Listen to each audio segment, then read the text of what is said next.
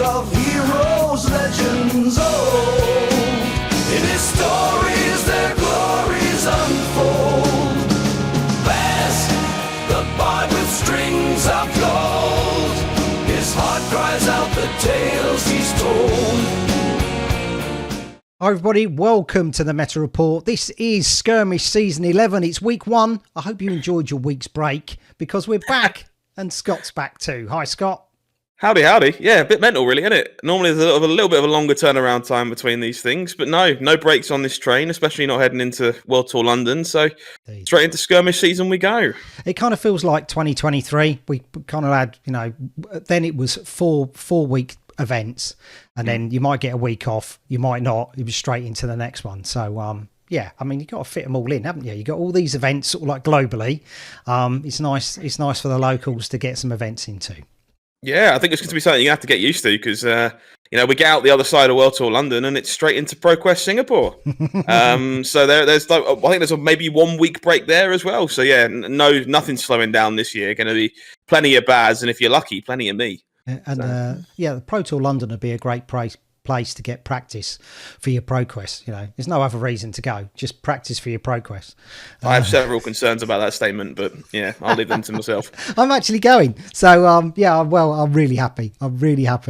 And talking about going, because my patrons allow me to make my dice. So you can come and see me on Saturday. I'll be at Saturday at the Pro Tour.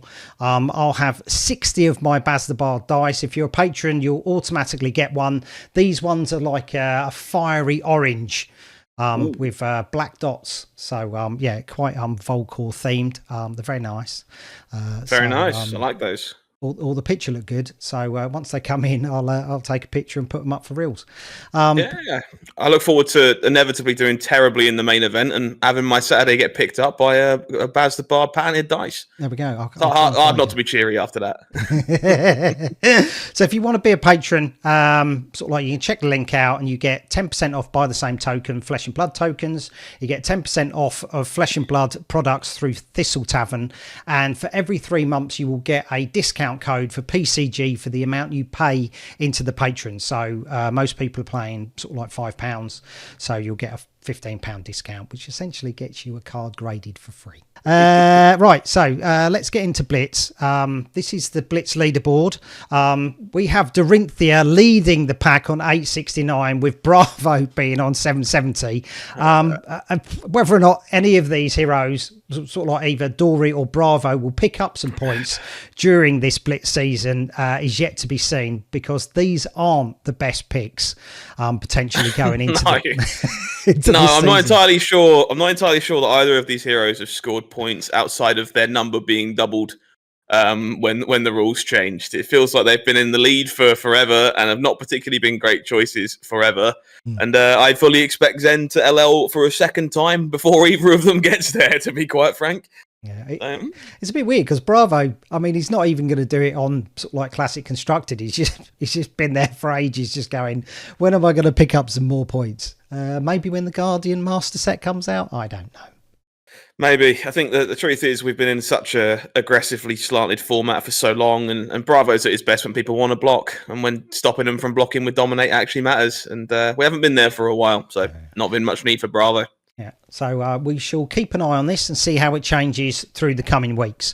But let's get on to our first event, and it's at Lionsheart Bookshop in Woking. Like the previous Skirmish events, sort of like 8 to 10 is kind of like your average attendance. Okay, you're picking up newer players, hoping that sort of like they'll jump in and sort of like take it further. Arachne Solitary Confinement. Do you like this Arachne over the Web of Deceit? Is this the best one?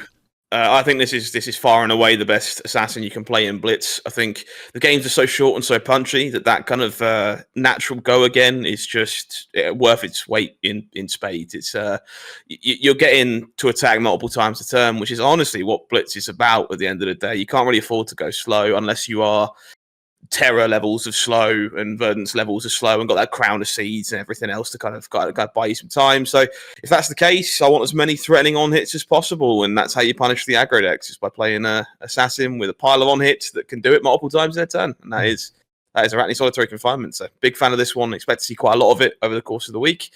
Otherwise, top tables here, mostly what I expect. Aurora is pretty fantastic. Obviously, brand new Armory deck as well, so plenty of things to look forward there for folks in the coming weeks.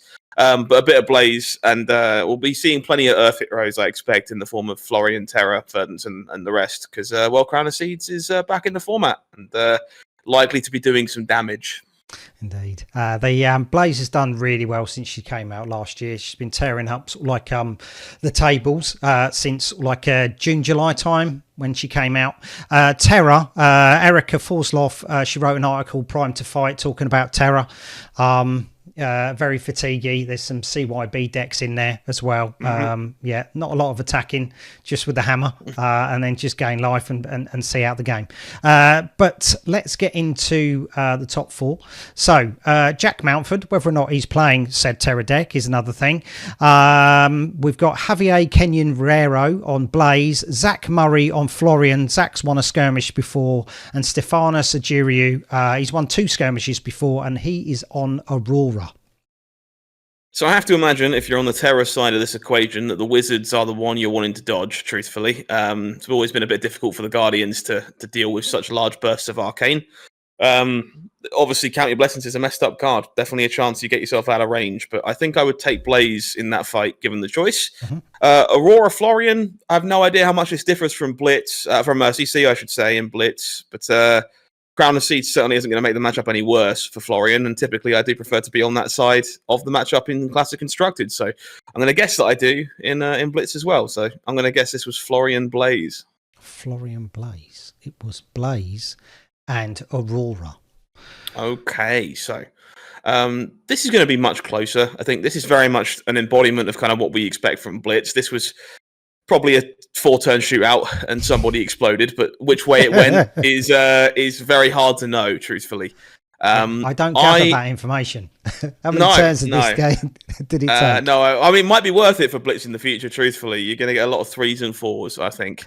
A couple of 25s, depending on how many Earth heroes might be in the room, perhaps. But I like Blaze in this matchup, personally, but it is incredibly close and really could have gone either way, so I'm gonna go with Javier here. Javier. Okay, let's have a look. It was Stephanus. Well done, Stephanus. Congratulations. Well done. Picking up your 3rd skirmish victory. So, yeah, fantastic. Fantastic nice. things. Let's go up further north. We're going to Living Realms in Castleford. 11 players here, so slightly above average. Again, is this not the exact same metagame? By chance, Baz? Could be. Who would do a thing like that? Right, okay, right. That's a bit better. 11 players. That's a little bit different, isn't it? Certainly is, yeah. I mean, very different, in fact. Arguably couldn't be more different. Noticeable lack of Earth heroes here. 2 Syndra is kind of interesting. I haven't really kind of given Syndra much thought in Blitz. I can't say I give Blitz much thought in general, to be honest. It's definitely my least favourite way to play Flesh and Blood, but I'm not really sure what she gets in Blitz that's like more appealing, perhaps, than Classic Constructed, but good to see 2 copies, I suppose. Web of Deceit, I don't know. I don't rate the hero as much in Blitz as I do something like Solitary Confinement. Just feels like it's a bit misplaced. I'd love to be wrong. I'd love to see people put on a show with that. The hero is very cool. The artwork is incredible, truthfully, so I really would like it to see some play. Big one for me here is Data Doll. I love seeing Data Doll. She's very fun, and the game will last 3 turns because either she is won or is out of deck. There is no middle ground on Deodol, but definitely one of the kind of marquee decks of the format right now, and very excited to see some of it turning up in the UK.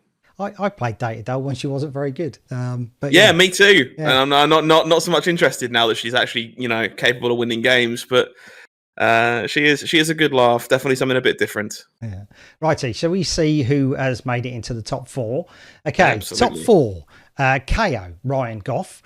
James Thorgood is on said Data Doll. He's got a Pro Quest under his belt. Rob Catton is on Prism, OG Prism, 2 World Top 8s, a Calling, Liverpool, Battle Hardened. RTN, 6 Skirmishes and 3 Pro Quests. So, yeah, he's not too bad. And Owen Cookman on Web of Deceit. So Web of Deceit did better than Arachne Solitary Confinement in this case. Genuinely very cool to see. I have to ask for clarification. Is this OG KO or is it new KO? Because that matters quite significantly in what I think about this matchup. Unless I cocked it up again. Because it was the other KO a minute ago. No, it's definitely Berserker Runt. Okay. All right. Yeah. Cool. Okay, so it is Berserker Runt. Yeah, Berserker Runt. All right, I love Berserker Runt, especially if you've got two 10-foot tall and bulletproofs. It's just like 20 ball. Yeah. But to be honest, guessing that result is like pissing in the wind. I'm not sure why you would. It's as impossible. Both of these decks are so incredibly powerful when they do their thing, and when they don't, they just shit in their hands and clap. It's like there's absolutely no middle ground on this kind of matchup. It really could have gone either way. I guess because I would prefer it to be KO because it's much funnier, I'll go with KO, but Lord knows. The other side of the bracket, I mean, I don't like betting against Rob Cannon in the first place, but surely Illusionist is happy to see some Assassins. So I have to imagine Prism was happy on that side of the fight. Okay. Let's see. He says. It was Data Doll that made it through. So two good friends duking it out for the final, and who's going to win? Oh, this is much closer. Typically, the Mechanologist is where you want to be against a deck like Prism. The extra action points really do kind of let you just invalidate a part of their game plan, but you don't block Heralds very well. And Data Doll blocks them even worse because she has 3 cards to work with over the course of a game. So. Again, this is a toughie because there's always a chance that Data Doll's deck just fails and you draw 3 items, Prism chucks 3 heralds at you and you explode.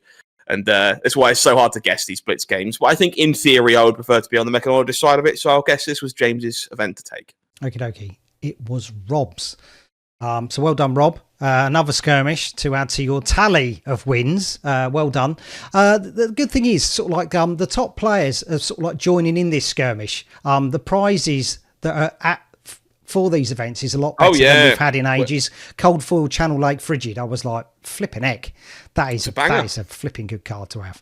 It makes me regret taking a break, honestly, over the course of the skirmish season, because I do love me some CLF. But even the IRAs, even the entry prizes, the pledge fealties and stuff, there's very playable cards, and EA Rainbow Foils is very appealing to a large portion of the player base. So you're going to see plenty of faces turning up for a weekend, I think. Yeah, and that's what people were crying out for, wasn't it? Better price support for Skirmish, and that's certainly come through. So congratulations once again, Rob. Let's go on to Void Games. Void Game in Crew. These are relatively new and pulling in good numbers. 16 players for a Skirmish is fantastic, but I would say this is not the best turnout of the week. Very cool. There we go. 3 Data Dolls. You said she was pretty good, but like you said, it's a bit hit and miss, bit RNG. But... Yeah, I mean, it's what you sign up for playing a deck like Data Doll. And don't get me wrong, you've got enough tools now off the back of the Armory deck that your fail rate is lower than it was before. You have equipment on board that help you banish some of the cards off the top of your deck and the like, and that helps. But yeah, you're drawing 3 cards a turn. Sometimes it's 3 items, and you don't have a turn, which is Blitz is so fast that not having a turn just gets you killed a lot of the time. Is the truth. But she is easily the most powerful raw numbers deck in the format because by the 3rd turn of the game, you've got 12,000 boom grenades in play and your opponent can't block anymore and well, the game ends pretty quickly after that. Really cool to see a Dash database, truthfully, kind of fighting the same territory as Data Doll, maybe a little less high rolly, but a similar thought process. Happy to see some Dromai as well.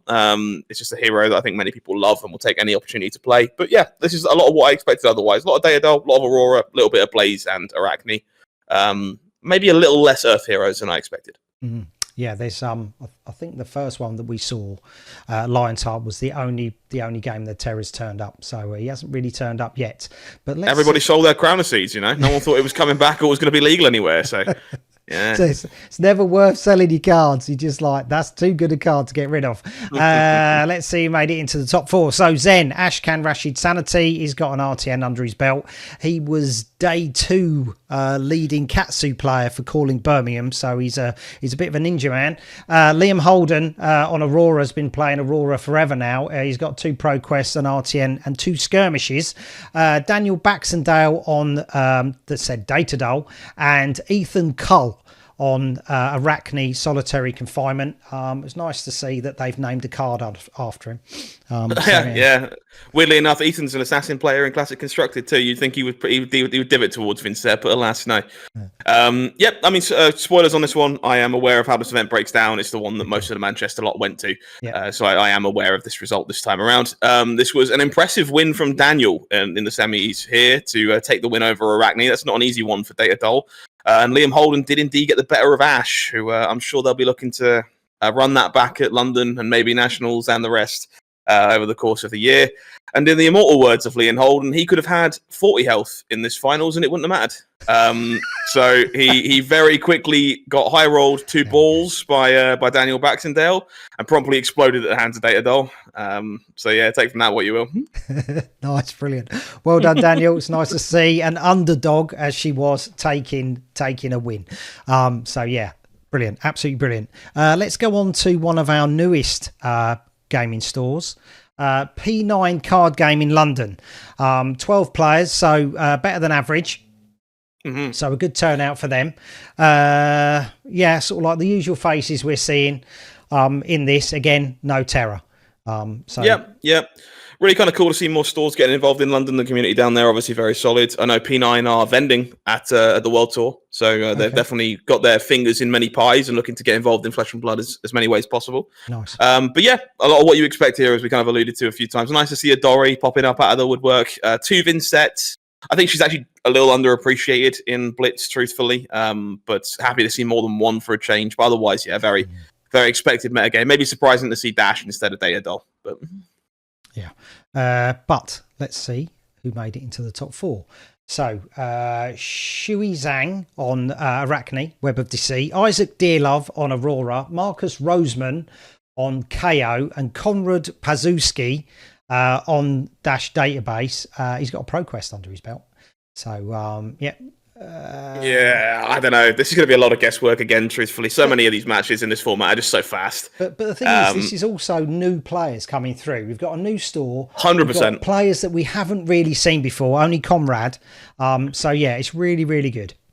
Yeah, I feel like I've said this on a million different pieces of content over the last few weeks, but the growth over the last 6 months has just been unbelievable. And we see it time and again when we pop on to do these meta reports. It's just names that we've never seen before, kicking the ass of all of our established players, and sometimes the other way around. It's been beautiful to see. But yeah, this is going to be a whole lot of guesswork. I dash KO. I mean, one of you is going to die. The question is which one, and it's very, very, very, very hard to tell. I do think I would typically prefer to be on the KO side of that fight. Okay. So I'll take Marcus on KO there, and a similar story. I can see this Assassin versus Aurora situation going both ways as well, but I think I would prefer to be on the Assassin side. So let's see if it was Arachne KO. It was KO Aurora. That makes a lot of sense to me. Not all too surprised to see that breaking Aurora's way. She is just incredible. We're going to be saying that a lot for the next few months, and I expect her to have whipped KO's backside here as well. So I'm gonna guess that Isaac took this down. Let's have a look. It was Marcus. No, well done, Marcus. Yeah, it's whether or not Isaac had access to the new cards, because obviously that deck's out now. Yeah, I'm not sure it was. I'm not sure it was even legal for. Well, no, I think it released on the Friday, right? So technically, it was still legal for these events. But even beyond that, the arcane damage normally causes some hiccups for KO. But Blitz is that format again, where sometimes you just look at your hand and deal 18 damage to your opponent. It doesn't really matter how the matchup goes. You know, sometimes you just run pretty pure. So Wild Ride into Pulpin's always a good one, isn't it? It's just like, we're off to the races. Yeah, it's not quite as offensive as Rhinar, where it's like you start the game on 4, But yeah, you can still do some gnarly things on KO. Yeah, Brutes are riding high at the minute. If you haven't watched Kobe, the coverage from Kobe, go and check out Eugene versus Nick Butcher. Nick Butcher, game not to miss. That no, assuming your name is not Nick Butcher, I would suggest going and watching that one. I'm not sure Nick will ever want to see it again. Yeah, that was, oh my God, that was amazing. Let's go over to Sweden now. 9 players. So this was streamed on Fab Sweden. So you can go over to there onto YouTube, check them out. I shall try and remember to put the link in the description so you can go check check out this event as well. I'm getting better at remembering. I remember the last time only because I had Scott in my head still going, he's not going to remember. Yeah, that's why do you think I do it? Yeah. It's the biggest motivator is thinking you'll disappoint me. Indeed, yeah. No, I mean this is a great little meta game, and honestly, this is. I was speaking briefly with a few people, but I agree with the likes of DM Armada here. If I was playing Blitz right now, I would be playing Blaze if I thought my meta game was going to be very fast. And if I thought everyone was bringing Terror and bringing Crown of Seeds, and I would be playing Verdance, because I actually think she is the best Crown of Seeds deck of the bunch. She's the biggest winner from that. And if the game's going to go long and go grindy, your combo turns, well, you don't need all of the healing pots in Blitz. You are just going to make somebody explode before you know it. So I think she's actually a fantastic choice if you expect the format to be a little slower. This room is maybe not the best for those Verdance players, but you're still going to see those Florians and the like and be in a pretty happy spot. Beyond that, very happy to see a Benji. I think this is after the needle ban, so it's going to be a bit of a brave uphill battle without his needles, but I'm sure he'll give it a good go. Otherwise, a lot of what we expect. He's still got plenty of 2 attacks that can't be blocked from hand. He's just like, he's still going to be a pain. Yeah, you can't do quite as much crap with blood splattered vest and flick knives and stuff now, though. It's a lot harder to be. Well, there's a few words I could use, but I'll choose to use none of them. Fair enough. Let's see the top 4. Top 4: Shaheen Azad Gorbani. He's got a skirmish under his belt. Stefan Pearson. He's got an RTN and a skirmish. He's playing Verdance, so both of them playing a Verdance in a Verdance mirror. Jacob Nilsson has got a ProQuest. He's playing Dash Database, and David Anderson, Mr. Anderson, is playing Prism Advent of Thrones. No, good to see my feelings were correct here, I suppose. They've obviously managed this room a bit better than I thought, but Verdance maybe not being discussed as much as she should be. And both players kind of making it here to the top 4 is good to see. That being said, that mirror match, not a lot of players are going to enjoy that. You've got to be cut from a very specific cloth to enjoy the Verdance mirror, I think. And I'm going to guess that Shaheen took it down just because I'm going to assume they were top of the Swiss based on their placement on this graph. And therefore, maybe won more games, and that's the best tiebreaker I've got for the Verdance mirror. On the other side of that, though, Dash Database, with everything going to plan, should be ripping Prism apart. I hope, if it's anything like Classic Constructed. So let's go Dash and Shaheen on Verdance here. Okay. So it was Shaheen versus Jacob on Dash Database. You got both right that time. I had to eventually, just purely statistically. We've been running pretty badly on Blitz, and I'm not all that surprised. It's a tough format to gauge. That being said, I do think I would prefer to be on the Dash side of this for similar reasons, but I think maybe I'm the only person in the world who would feel that way, because Crown of Seeds plus a pile of D-Reacts and the rest is not the best for your Boom Grenade decks. And I think Verdance should be able to fatigue Dash pretty easily here for most people. So I'm going to hope that Shaheen took this down. Okay, so let's see. He didn't. Dash Fair Database. play, Jacob. Yeah. So you can go back, watch that final on YouTube, Fab Sweden. Check them out.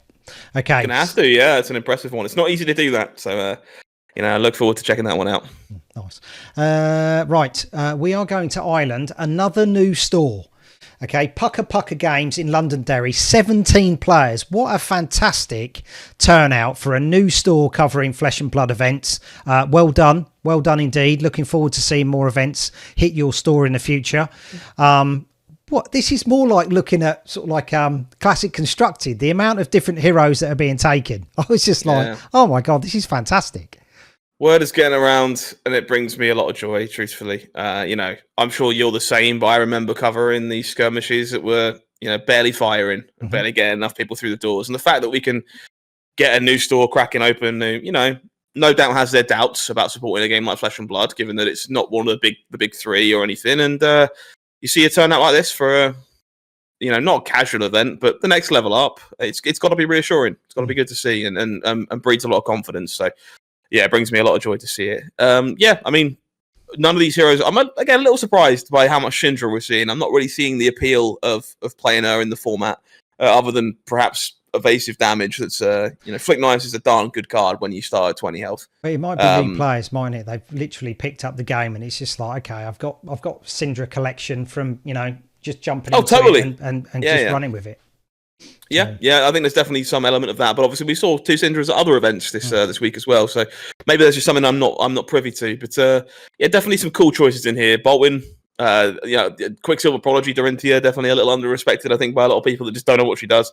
And we're still seeing the Zen, which I'm I am a little surprised by it, given how hard he was given a tap on the wrist, shall we say, and lost his Traverse the Universe and the rest. So, surprised to still see him knocking around, but hopefully he manages to pull something out. Okay, so shall we see who made it in? Chris McNeil on Dash Database. We've got Conor McLaughlin on Dromai. He's got a skirmish under his belt. Jason Fitzpatrick and Jamie McCabe, they're on Datadol. Jamie has got a skirmish under his belt as well. Okay, so it's a lot of mechanologists have made it in. The sheer absurdity of a Datadol mirror just makes me laugh. That's got to be hell on earth. I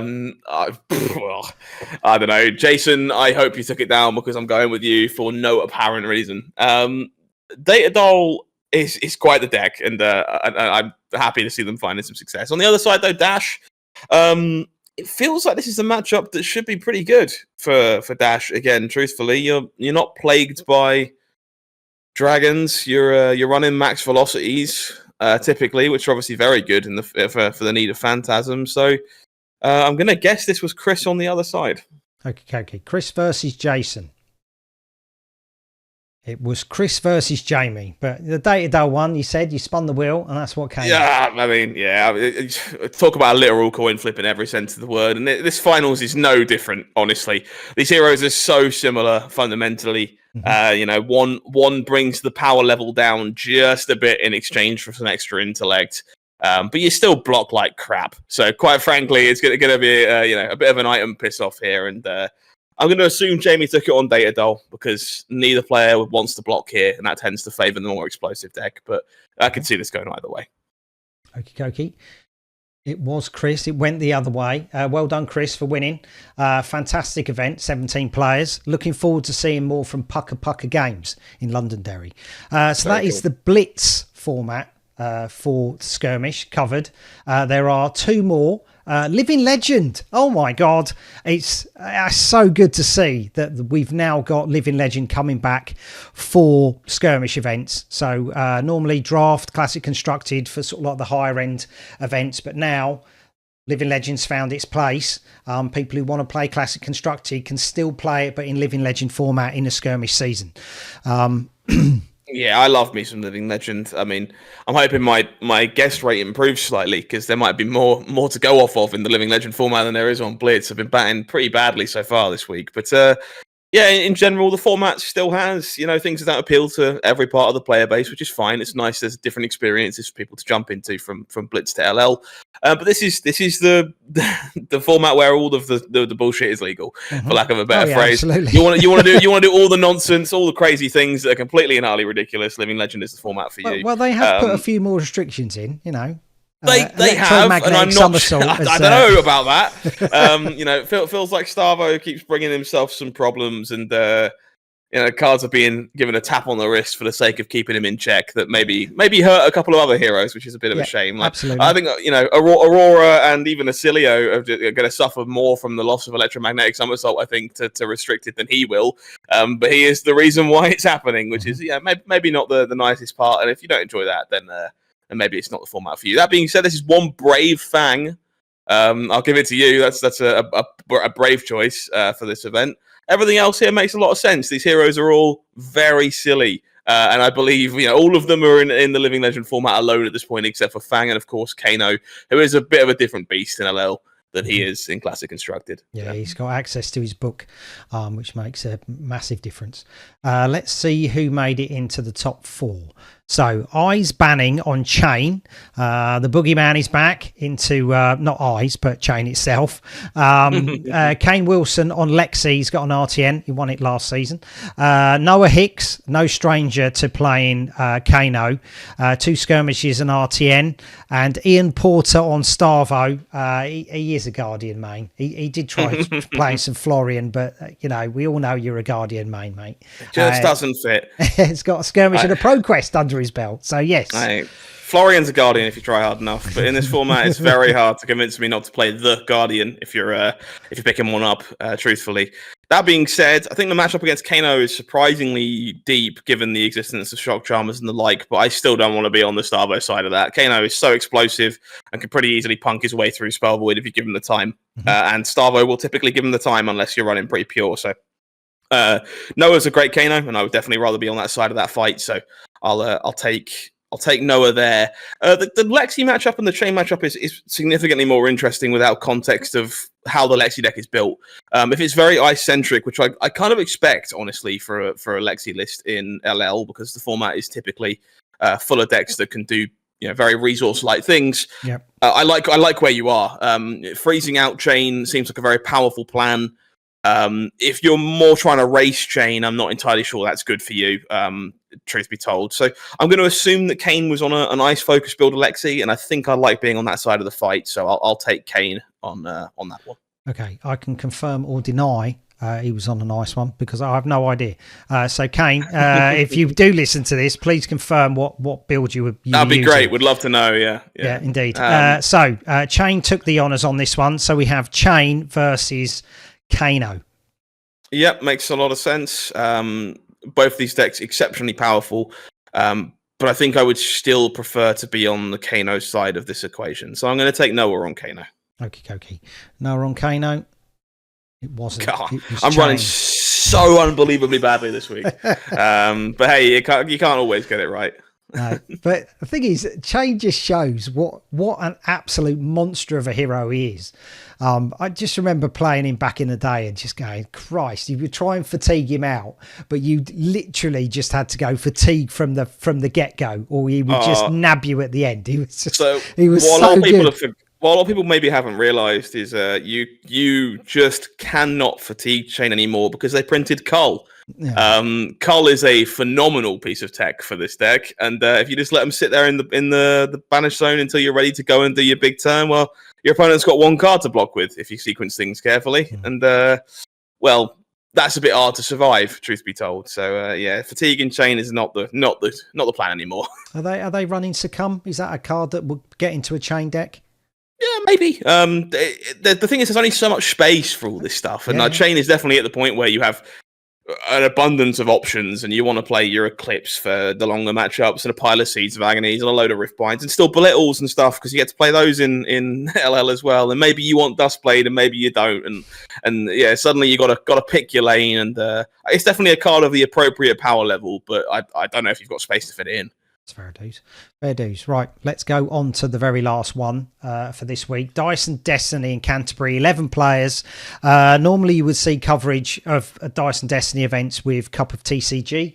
I don't think they were there this time, but is what it is. But 3 Zen, 2 Starvo, and a smattering of the others. Only one person in this room that's got my heart, and it's that brave Icelander player. Who I hate to be the bearer of bad news, has no good matchups in this format. Okay. Trust me, I've tried it to death. The closest you get is Zen, is definitely a fine matchup, but everybody else is just so unbelievably difficult to be an Icelander lover right now. So I fair play to you. I wish you all the best. Please prove me wrong. Because I would love to be able to play my hero somewhere after they took Waning Moon away from me in Commoner. So can't even play it there anymore. Otherwise, maybe a little bit more Zen than I expected here, but this is a pretty expected field. Berserk KO is a bit of a monster, definitely a LL level deck. Same with Dash.io, truthfully. You get your high octanes back, you get your Tome of Fiendels. You can definitely do some very nonsense-based stuff over there. And Florian is definitely the Runeblade of choice in this format if you want to play OTK Runeblade, which Viserai typically tends to be the more common pick for LL as a whole, but if you want to do the whole stack up 70, 80, 90 rune chance thing, he's a lot better at it in truth, and he also gets Crown of Seeds, which is a bit of a messed up card. Not super surprised to see him here either. Yeah, it's a bit of a messed up card if you own it. If you sold it. Apparently no one's got them anymore, but each to their own. Let's see who made it into the top 4. Christian Foxley on Zen. Then we got Richard Hughes on Starvo. He's won a skirmish before. Lubos Vanacek. He's got 2 skirmishes. He's also on Zen. And Charlie Wallace on Oldham. Really cool to see two of the Zen players finding their way through here. Obviously had a sizable restriction to Bonds himself a little while back now, but definitely kind of keeps the deck in check a little bit more. To be blunt about it, though, I still think I would rather be the Guardian on both sides of this story. Okay. Because they should be the ones who are happy to shut down the ninjas, given their prowess for ice. So I'm going to hope this was Richard and Charlie. Okay. Let's have a look. It was Christian and Charlie. So Christian managed to keep the crayons in check and made it through. Certainly did. Fair play to you, Christian. That's not an easy one to do, but there is a lot more ice in your way at the hands of Oldham. I think it's even harder to do than getting through a Starvo. So I got to go with Charlie, and I'm going to assume I'm wrong because that's how it's been going this week. It's only week 1, mate. It was Charlie. Well done. It's nice to see Oldham pick up a win. So yeah, fantastic win for you.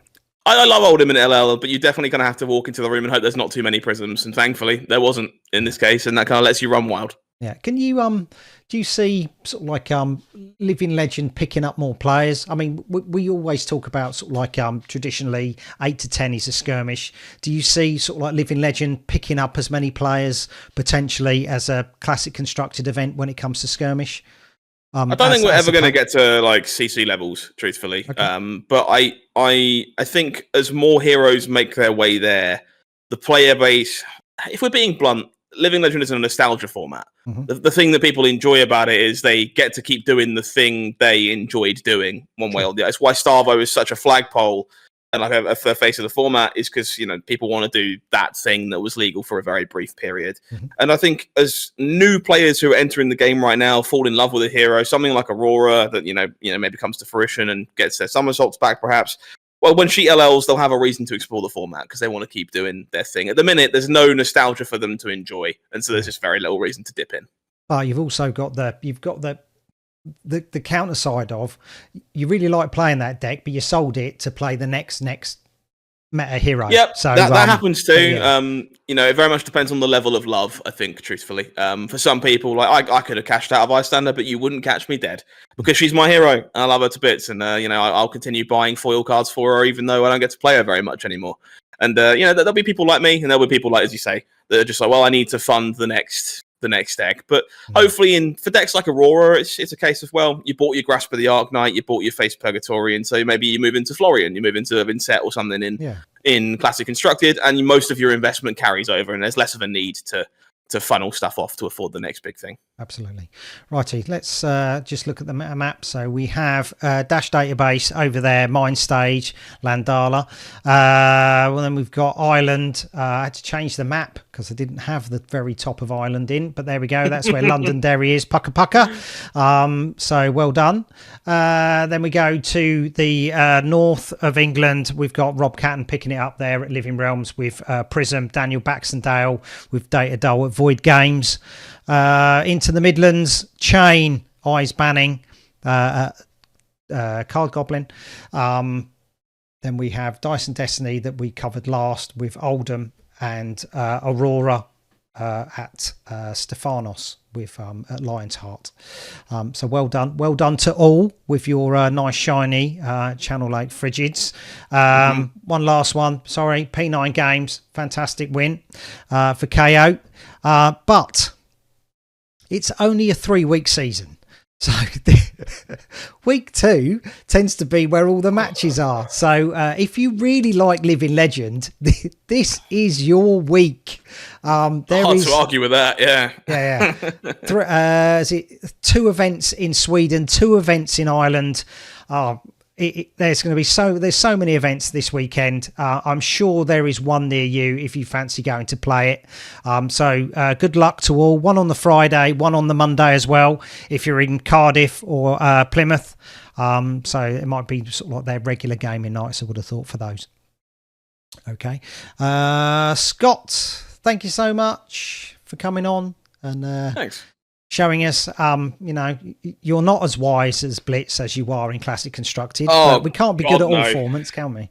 So, if I've got to be bad at one of them, I'll take Blitz, quite frankly. And I think if anyone out there can successfully, guess the Blitz format, you're a much smarter mind than myself, because well, I don't know how you do it. It's like playing roulette.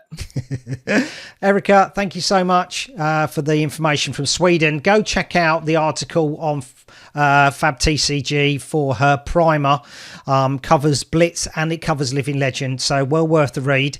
Ireland, Redline, New Main, Chris, and Free High Octane, Jamie Lee. Thank you so much for the info from Puca Puca. For the UK, Sin, Flaxis, Liam Holden, Callum from Cop of TCG, Biff James, Jake from Living Realms, and Isaac Tinkerer. Thank you so much. As always, it doesn't work. This show does not work without the UK community, the Swedish community, and the Irish. So thank you, as always. Check out the Patreon to get those bonuses. Scott, anything you want to say? Yeah, if you're heading to London, I wrote some articles about that. They're over on the LSS website as well. So if you're heading your way down to World Tour London, go and check those out for who's going to be there and what to expect. Otherwise, I mostly agree with what he just said. Thanks for everybody for helping the show, and sign up to the Patreon, you piece of schnitzel. It all helps. If you can't go to the Patreon, just subscribe to the YouTube. It's fine. Yeah, share the video. It's more publicity. Not going to argue with that. Nice. So until next week.